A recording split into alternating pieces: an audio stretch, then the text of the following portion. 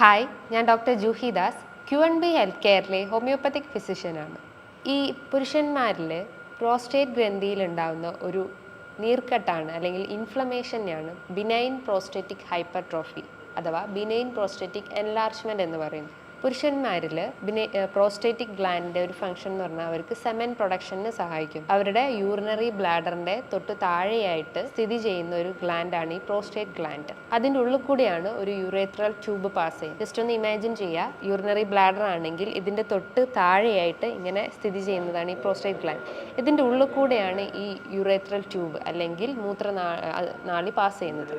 ഈ ഒരു പ്രോസ്റ്റേറ്റിക് ഗ്ലാൻഡിന് ഒരു എൻലാർജ്മെൻറ്റ് അല്ലെങ്കിൽ അതിനൊരു ഇൻഫ്ലമേഷൻ നീർക്കെട്ട് വരുമ്പോൾ അതിൻ്റെ അകത്തൂടെ പാസ് ചെയ്യുന്ന ആ യുറേത്രൽ സ്ട്രക്ചറിന് കംപ്രഷൻ വരുന്നു അല്ലെങ്കിൽ അത് ബ്ലോക്ക് ആവുന്നു. അപ്പോൾ എന്താ, യൂറിനറി റിലേറ്റ് ചെയ്തിട്ടുള്ള സിംറ്റംസ് ഈ മെയിൽസിൽ ഡെവലപ്പ് ചെയ്യാനുള്ള ചാൻസസ് ഉണ്ട്. അതായത് ലോവർ യൂറിനറി ട്രാക്ട് സിംറ്റംസ് ആണ് പ്രധാനമായിട്ടും അവർക്ക് ഉണ്ടാവുക.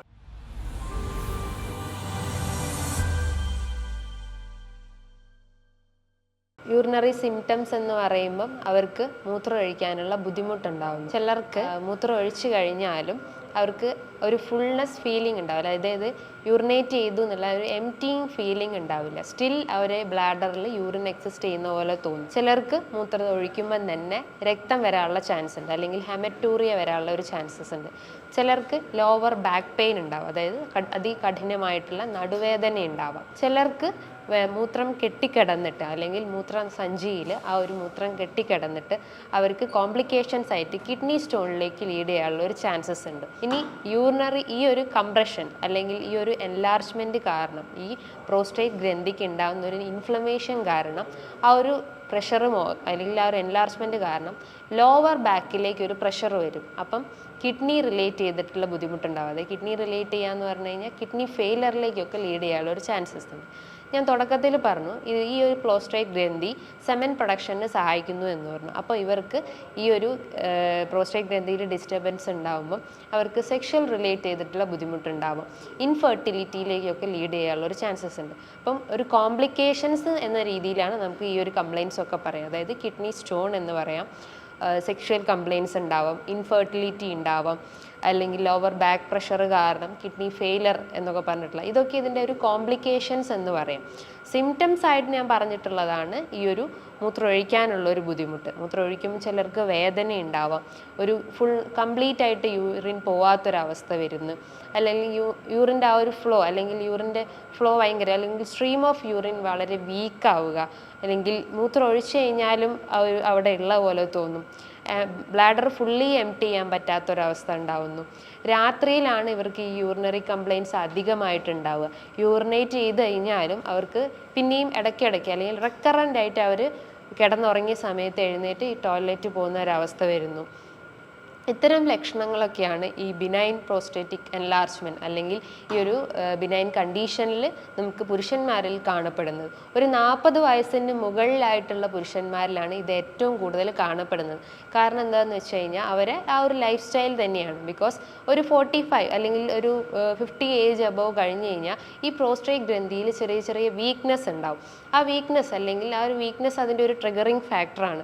അതിലൂടെ തന്നെ ആ ഒരു ഇൻഫ്ലമേഷനിലേക്ക് അത് ലീഡ് ചെയ്യാനുള്ള ഒരു ചാൻസസ് ഉണ്ട്. ഈ ഇൻഫ്ലമേഷൻ അല്ലെങ്കിൽ ഈ ഒരു നീർക്കെട്ട് വന്നു കഴിഞ്ഞാലാണ് ഈ യൂറിൻ റിലേറ്റ് ചെയ്തിട്ടുള്ള ബുദ്ധിമുട്ടുണ്ടാവുന്നത്. ഞാൻ പറഞ്ഞു ഈ യൂറിനറി ബ്ലാഡറിൻ്റെ താഴെയായിട്ട് ഒരു വാൽനട്ട് ഷേപ്പിലാണ് ഈ ഒരു പ്രോസ്റ്റേറ്റ് ഗ്രന്ഥി സ്ഥിതി ചെയ്യുന്നത്. ഇതിൽ ഒരു ഗ്രോത്ത് അല്ലെങ്കിൽ ഇതിന് എന്തെങ്കിലും ഒരു എൻലാർജ്മെൻറ്റ് ഉള്ളത് അത് 95% കോസസ് മാത്രമാണ്. അത് നോൺ ക്യാൻസറസ് ഗ്രോത്ത് ആയിരിക്കും. റിമൈനിങ് ഒരു 5% മാത്രമേ ഉള്ളൂ ഒരു ക്യാൻസറസ് ഗ്രോത്ത് ആവുന്നുള്ളൂ. അപ്പോൾ ക്യാൻസറസ് ഗ്രോത്ത് ആണെങ്കിൽ നമുക്കൊരു ഡിജിറ്റൽ റെക്ടൽ എക്സാമിനേഷൻ ചെയ്തതിന് ശേഷം ആ ഒരു ഏരിയയിലെ റീജിയൻ എടുത്തിട്ട് നമുക്ക് ബയോപ്സി ചെയ്ത് കഴിഞ്ഞാൽ അത് ട്യൂമറസ് ആണോ അല്ലെങ്കിൽ സ്പ്രെഡിങ് ആണോ അല്ലെങ്കിൽ മാലിഗ്നന്റ് സ്റ്റേജിലോട്ട് കടന്നിട്ടുണ്ടോ എന്ന് മനസ്സിലാക്കാൻ പറ്റും. ഇതല്ലാതെ, അതായത് ഈ ക്യാൻസറസ് അല്ലെങ്കിൽ റിമൈനിങ് ഒരു 95% നോൺ ക്യാൻസറസ് ഗ്രോത്ത് ആണെന്ന് പറഞ്ഞു.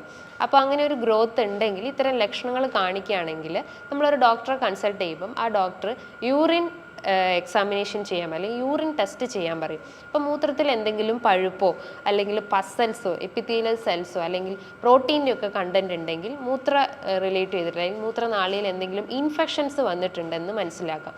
അതേപോലെ തന്നെയാണ് ഈ ബിനൈൻ കംപ്ലയിൻസ് ഉള്ള പുരുഷന്മാരിൽ ഇടയ്ക്കിടയ്ക്ക് യൂറിനേറ്റിംഗ് ഇൻഫെക്ഷൻസ് ഉണ്ടാവും. UTI പോലത്തെ ഇൻഫെക്ഷൻസ് വരാനുള്ള ചാൻസസ് ഒരു 50% കൂടുതലാണ്. ബിക്കോസ് അവരെ ബ്ലാഡറിൽ ഈ യൂറിൻ ഇങ്ങനെ തങ്ങി നിൽക്കുമ്പം അവിടെ ഇൻഫ്ലമേഷൻ അല്ലെങ്കിൽ ആ ഒരു ബുദ്ധിമുട്ട് ആ പേഷ്യൻസിന് ഡെവലപ്പ് ചെയ്യാം. അപ്പം ഇടയ്ക്കിടയ്ക്ക് ഈ മൂത്രമൊഴിക്കാനുള്ള ബുദ്ധിമുട്ടും അല്ലെങ്കിൽ ഈ മൂത്രമൊഴിക്കുമ്പം വേദന തോന്നുന്നു അല്ലെങ്കിൽ മൂത്രമൊഴിക്കാനുള്ള ആ ഒരു എർജൻസി നഷ്ടപ്പെടുന്നു, ചിലപ്പോൾ മൂത്രം ഒരു ഡ്രോപ്പ് ബൈ ഡ്രോപ്പ് ആയിട്ട് വരുന്നു, മൂത്രം ഒഴിച്ചു കഴിഞ്ഞ് കഴിഞ്ഞാലും ചിലപ്പോൾ അത് കംപ്ലീറ്റ് ആവാതെ ചെറുതായിട്ട് ഇങ്ങനെ ഒരു ഡ്രിബ്ലിംഗ് ഓഫ് യൂറിൻ എന്നൊക്കെ പറയും. ഇത്തരം ലക്ഷണങ്ങളൊക്കെ ഉണ്ടെങ്കിൽ അത് ചിലപ്പം അവർക്ക് ഇൻഫെക്ഷൻ വരാൻ അല്ലെങ്കിൽ UTI പോലത്തെ ഇൻഫെക്ഷൻസ് ഒക്കെ വരാനുള്ള ചാൻസസ് വളരെ കൂടുതലാണ്. അപ്പം ഈ ഒരു പേഷ്യൻസിൽ ഇങ്ങനത്തെ ഒരു ബിനൈൻ കംപ്ലയിൻസ് ഉള്ള പേഷ്യൻസ് വന്നു കഴിഞ്ഞാൽ അവരെ ഒരു യൂറിൻ ടെസ്റ്റ് ചെയ്യും. അതിനുശേഷം അവർ ഡിജിറ്റൽ റെക്ടൽ എക്സാമിനേഷൻ ചെയ്യും. അതായത് ആനസ് റീജിയനിലോട്ട് ഹാൻഡ് ഇൻസേർട്ട് ചെയ്തിട്ട് അവരെ പ്രോസ്റ്റേറ്റ് ഗ്രന്ഥിനെ എക്സാമിൻ ചെയ്യുമ്പം അതിൽ എന്തെങ്കിലും എക്സ്ട്രാ ഗ്രോത്തോ അല്ലെങ്കിൽ എക്സ്ട്രാ ട്യൂമറസ് ഗ്രോത്തോ അല്ലെങ്കിൽ എന്തെങ്കിലും പോളിപ്പോ ഒക്കെ ഉണ്ടെങ്കിൽ ആ ഒരു എക്സാമിനേഷനിലൂടെ മനസ്സിലാക്കാൻ പറ്റുന്നതാണ്. മറ്റൊരു പ്രധാനപ്പെട്ടായിട്ടുള്ള ഒരു ബ്ലഡ് ടെസ്റ്റാണ് പ്രോസ്റ്റേറ്റിക് സ്പെസിഫിക് ആൻറ്റിജൻ ടെസ്റ്റ് എന്ന് പറഞ്ഞാൽ. ഈ ആൻറ്റിജൻ പ്രോസ്റ്റേറ്റിക് ഗ്ലാൻഡിൻ്റെ അകത്ത് കാണപ്പെടുന്ന ഒരു ആൻറ്റിജനാണ്. ഇതിൻ്റെ അകത്ത് വേരിയേഷൻസ് ഉണ്ടെങ്കിൽ, അതായത് ഒരു 1.5 കൂടുതലാണെങ്കിൽ ആ ഒരു പ്രോസ്റ്റേറ്റിക് ഇൻഫ്ലമേഷൻ അവിടെ സംഭവിച്ചിട്ടുണ്ടെന്ന് മനസ്സിലാക്കാം.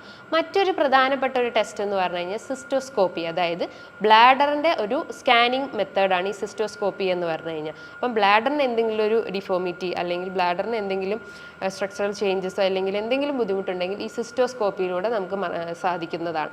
അപ്പോൾ ഇത്തരം ടെസ്റ്റ് അല്ലെങ്കിൽ ഈ പറഞ്ഞിട്ടുള്ള ടെസ്റ്റിലൂടെ ഒക്കെ തന്നെയാണ് നമുക്ക് പ്രോസ്റ്റേറ്റ് ഗ്രന്ഥിയിൽ എന്തെങ്കിലും നീർക്കെട്ടോ അല്ലെങ്കിൽ ഒരു എക്സ്ട്രാ ഗ്രോത്തോ അല്ലെങ്കിൽ എന്തെങ്കിലും ഡിഫോമിറ്റി ഉണ്ടോ എന്ന് അറിയാൻ പറ്റുന്നത്.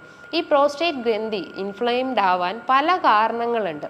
പുരുഷന്മാരിൽ മെയിൻ ആയിട്ട് വരുന്നതിൻ്റെ ഒരു കാരണം എന്ന് പറഞ്ഞാൽ ഏജിങ് പ്രോസസ്സാണ്. അതായത് ഒരു 50 ഏജ് ആകുമ്പോൾ അല്ലെങ്കിൽ ഒരു 45 എബവ് ആകുമ്പോൾ അവർ ഈ ഒരു പ്രോസ്റ്റേറ്റ് ഗ്രാന്ഥിൻ്റെ ഒരു ഫങ്ഷനിങ് കുറച്ചൊരു വീക്ക് ആവും. അപ്പോൾ ഒരു ഏജിങ് പ്രോസസ്സാണ് ഒരു പ്രധാനപ്പെട്ട ഒരു കാരണം.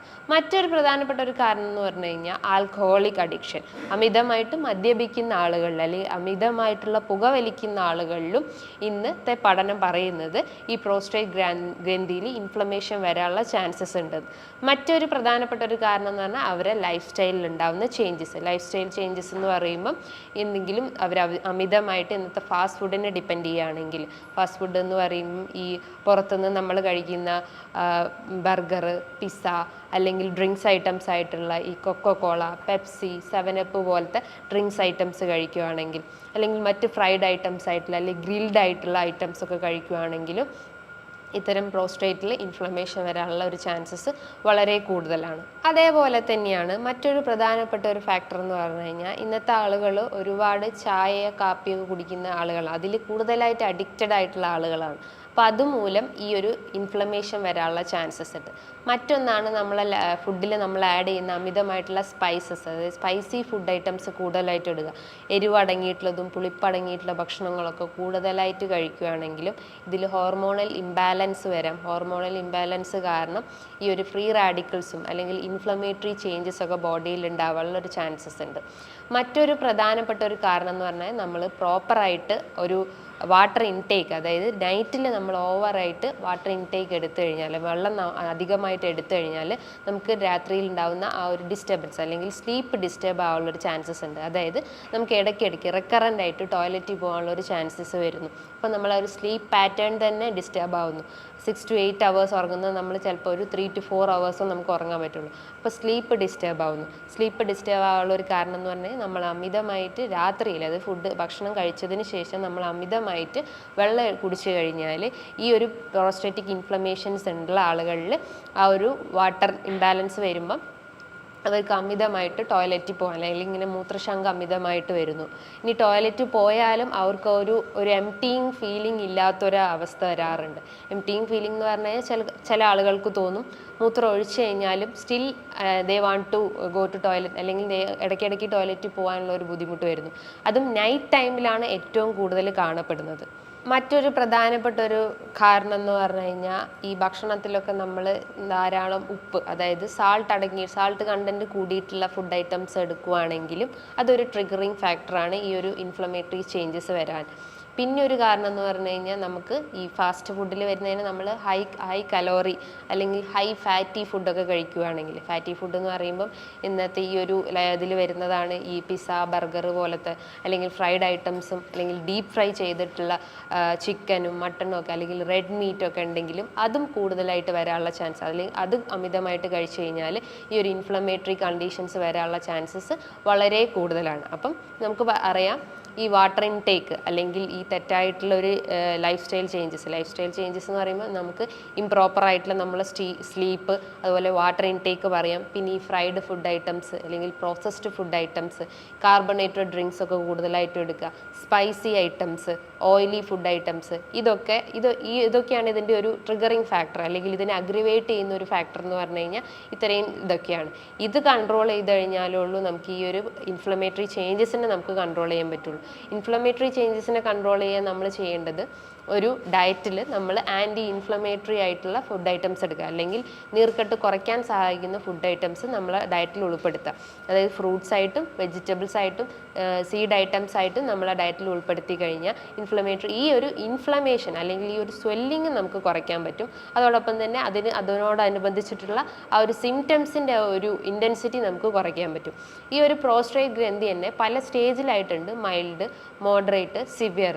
ഇനീഷ്യലി ഈ പേഷ്യൻറ്റിന് ചിലപ്പം ഒരു ചെറിയ രീതിയിലുള്ളൊരു സിംറ്റംസ് മാത്രമായിരിക്കും, ചിലപ്പോൾ അവർക്ക് യൂറിനേറ്റ് ചെയ്യുമ്പോൾ ഒരു വേദന പോലെയൊക്കെ ആയിരിക്കും കാണപ്പെടുക.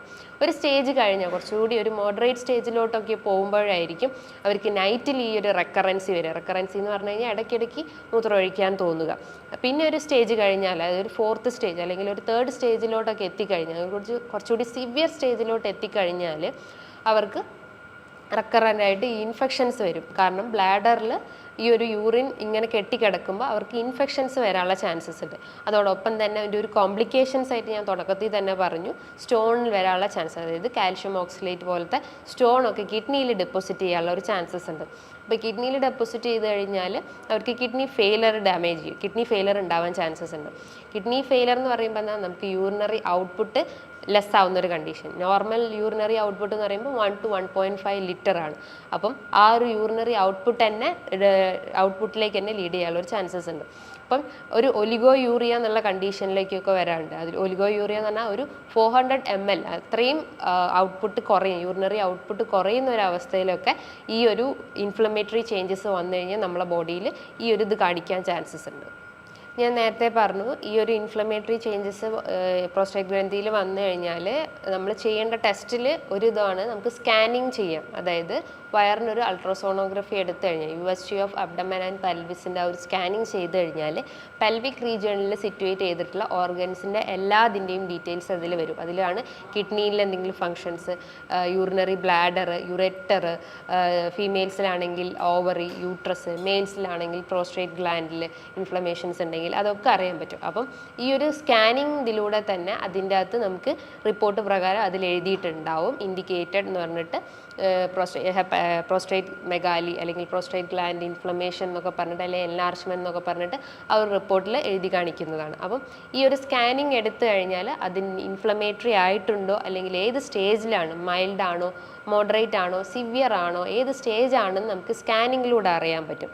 ഇനി നമുക്ക് ഒരു നോൺ ക്യാൻസറസ് അല്ലെങ്കിൽ ക്യാൻസറസ് ഗ്രോത്ത് വല്ലതും ഉണ്ടെങ്കിൽ, ഞാൻ തുടക്കത്തിൽ പറഞ്ഞിട്ടുണ്ട്, അതൊരു ട്യൂമർ സ്റ്റേജിലോട്ട് കടന്നിട്ടുണ്ടെങ്കിൽ അതിൻ്റെ ഒരു ബയോപ്സി എടുക്കാം. ബയോപ്സി എടുത്തു കഴിഞ്ഞാൽ നമുക്കറിയാൻ പറ്റും അതൊരു ഡിഫറൻഷ്യേറ്റിംഗ് ആണോ, അല്ലെങ്കിൽ മാലിഗ്നൻ സ്റ്റേജിലുണ്ടോ, അല്ലെങ്കിൽ ബിനൈൻ സ്റ്റേജ് തന്നെയാണോ എന്ന് അറിയാൻ സഹായിക്കുന്നതാണ്. യൂഷ്വലി ഒരു 95% ഞാൻ നേരത്തെ തന്നെ പറഞ്ഞിട്ടുണ്ട്, അതൊരു ബിനൈൻ സ്റ്റേജാണ്. ഇത് നോൺ ക്യാൻസറസ് ഗ്രോത്ത് ആണ്. അപ്പോൾ നമുക്കധികം പേടിക്കാനൊന്നുമില്ല. നമുക്ക് ആ ഒരു സിംറ്റംസിനെ കൺട്രോൾ ചെയ്ത് കഴിഞ്ഞാൽ, അല്ലെങ്കിൽ നമ്മളെ ലൈഫ് സ്റ്റൈലിൽ കുറച്ച് മോഡിഫിക്കേഷൻസ് വരുത്തി കഴിഞ്ഞാൽ നമുക്ക് ഈ ലക്ഷണങ്ങളൊക്കെ നമുക്ക് കൺട്രോൾ ചെയ്യാൻ പറ്റും. പിന്നെ ഇതൊരു ഏജിങ് കംപ്ലൈൻറ്റും കൂടിയാണ്. ഏജിങ് പ്രോസസ്സിൽ ഉണ്ടാകുന്ന ഒരു ഡിഫോമിറ്റി അല്ലെങ്കിൽ ഒരു കംപ്ലൈൻറ്റ് കൂടി ആയതുകൊണ്ട് തന്നെ നമുക്ക് ഒരു 60% അല്ലെങ്കിൽ ഒരു 70% നമുക്ക് അസുഖത്തിനെ നമുക്ക് കൺട്രോൾ ചെയ്യാൻ പറ്റും. റിമൈനിങ് നമ്മൾക്ക് മെഡിസിൻസോ അല്ലെങ്കിൽ മറ്റെന്തെങ്കിലും ഡയറ്റിലൊക്കെ ഫോക്കസ് ചെയ്ത് കഴിഞ്ഞാൽ നമുക്ക് ഈ ഒരു അസുഖത്തിന് നമുക്ക് കൺട്രോൾ ചെയ്യാൻ പറ്റും. ഇനി ഇത്തരം പേഷ്യൻസ് അല്ലെങ്കിൽ ഈ ഒരു പ്രോസ്റ്റേറ്റ് എൻലാർജ്മെൻ്റ് ഉള്ള ആളുകൾ നമ്മൾ ഫോക്കസ് ചെയ്യേണ്ട അല്ലെങ്കിൽ അവർ ഫോക്കസ് ചെയ്യേണ്ട ഡയറ്റ് എന്തൊക്കെയാണെന്ന് നമുക്ക് നോക്കാം. ഡയറ്റ് എന്ന് പറയും അവർ ഒഴിവാക്കേണ്ട ഒരു ഡയറ്റ് എന്ന് പറഞ്ഞാൽ അതിൻ്റെ ഒരു ട്രിഗറിങ് ഫാക്ടർ ആയിട്ടുള്ളതാണ് ഈ ഫ്രൈഡ് ഫുഡ്, അല്ലെങ്കിൽ ഹൈ ഓയിലി ഫുഡായിട്ടുള്ളത്, അല്ലെങ്കിൽ ലോ ഫൈബർ റിച്ച് ആയിട്ടുള്ള ഫുഡ് ഐറ്റംസ് ഒക്കെ എടുക്കുന്നുണ്ടെങ്കിൽ, അതായത് ലോ ഫൈബറിന് പകരം ഹൈ ഫൈബർ റിച്ച് ആയിട്ടുള്ള ഫുഡ് ഐറ്റംസ് എടുക്കുക. ഫാറ്റി ഫുഡ് ആണെങ്കിൽ ഫാറ്റി ഫുഡ് ഒഴിവാക്കിയിട്ട് നല്ല ഹെൽത്തി ഫാറ്റ്സ്, അൺഹെൽത്തി ഫാറ്റിന് പകരം ഹെൽത്തി ഫാറ്റ്സ് നമ്മളെ ബോഡിക്ക് കൊടുക്കാൻ ശ്രമിക്കുക. അതുപോലെ ഫ്രൈഡ് ഫുഡ് ഐറ്റംസ് ഉണ്ടെങ്കിൽ, അതായത് നമ്മളിപ്പം ചിക്കൻ ആയാലും ഫിഷ് ഐറ്റംസ് ആയാലും നന്നായി ഡീപ്പ് ഫ്രൈ ചെയ്യുന്ന ആളുകളായിരിക്കും. അതും ഇങ്ങനത്തെ റിഫൈൻഡ് ഓയിൽസ് ഒക്കെ വെച്ചിട്ടായിരിക്കും അവർ ആ ഒരു ഓയിൽ കുക്ക് ചെയ്യുന്നത്.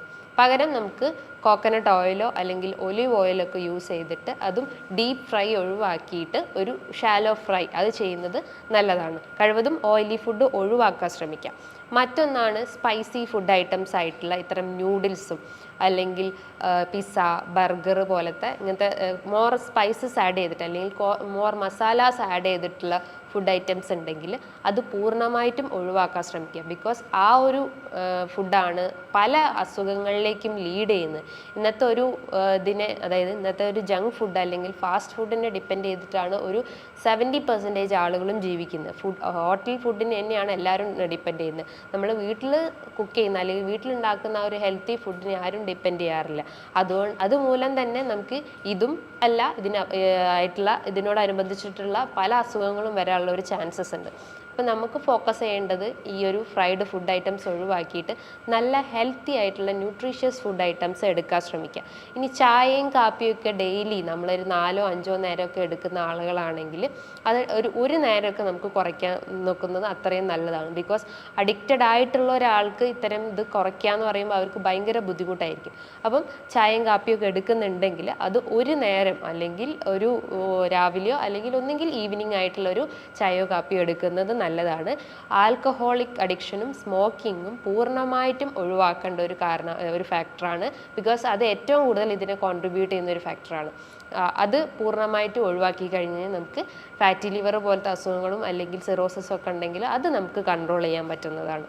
ഇനി നമ്മൾ ഡയറ്റിൽ ഫ്രൂട്ട്സ് ആയാലും വെജിറ്റബിൾസ് ആയാലും നമുക്ക് കഴിക്കുന്നത് കൊണ്ട് കുഴപ്പമൊന്നുമില്ല. അപ്പോൾ വെജിറ്റബിൾസിൽ നോക്കുമ്പം നമുക്ക് ടൊമാറ്റോ കഴിക്കാം. ടൊമാറ്റോൻ്റെ അകത്ത് ലൈക്കോപ്പിൻ എന്ന് പറഞ്ഞിട്ടുള്ളൊരു കണ്ടൻറ്റ് അടങ്ങിയിട്ടുണ്ട്.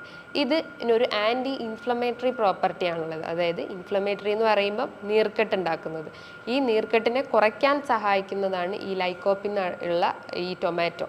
അപ്പോൾ ടൊമാറ്റോ ഉള്ള ഭക്ഷണങ്ങൾ, ടൊമാറ്റോ ഇട്ടുള്ള കറിയോ അല്ലെങ്കിൽ വേറെ എന്തെങ്കിലും തോരനായിട്ടോ ഒക്കെ നമുക്ക് കഴിക്കുന്നത് നല്ലതാണ്.